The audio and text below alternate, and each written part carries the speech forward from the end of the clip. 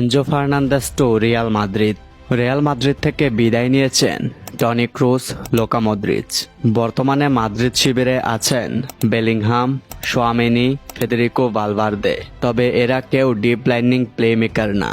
এরা কেউ পারছে না রিয়াল মাদ্রিদের মিডটা কন্ট্রোল করতে। তবে রিয়াল মাদ্রিদ যে এনজো ফার্নান্দেজকে চাইছে সেটা শুধু এই মৌসুমে নয়, তারা বিগত কয়েক মৌসুম থেকে এনজো ফার্নান্দেজকে চাইছে। এনজো ফার্নান্দেজের জন্য তারা যে কোনো মূল্য দিতে রাজি আছে।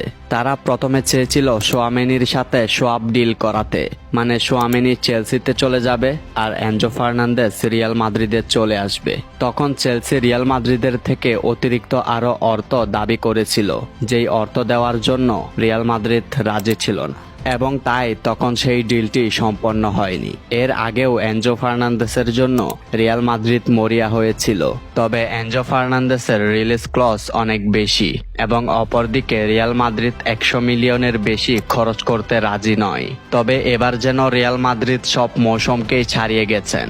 এবার এনজো ফার্নান্দেজকে পছন্দ হয়েছে রিয়াল মাদ্রিদের নতুন কোচ শাবি আলোনসোর। তাই তো ফ্লোরেন্তিনো পেরেজ কোনো কিছু না ভেবেই নেমে পড়েছেন ট্রান্সফার মার্কেটে।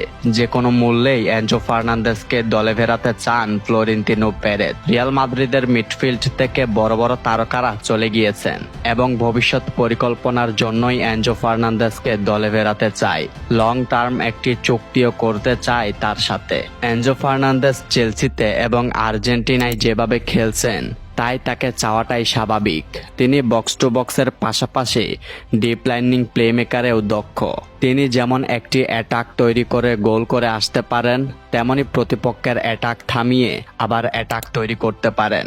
তিনি defensive mid, central mid, attacking mid এই 3 পজিশনেই খেলতে পারেন। মিড কন্ট্রোল করতে যেমন দক্ষ তেমন ভার্সেটাইল একজন খেলোয়াড়।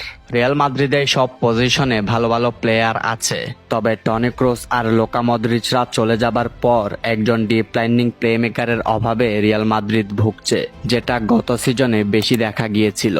তবে রিয়াল মাদ্রিদ যে এনজো ফার্নান্দেজকে চাইছে এই খবরটি নতুন নয়। আপনার কি মনে হয় রিয়াল মাদ্রিদ কি শেষ পর্যন্ত পারবে এই আর্জেন্টাইনকে দলে ফেরাতে?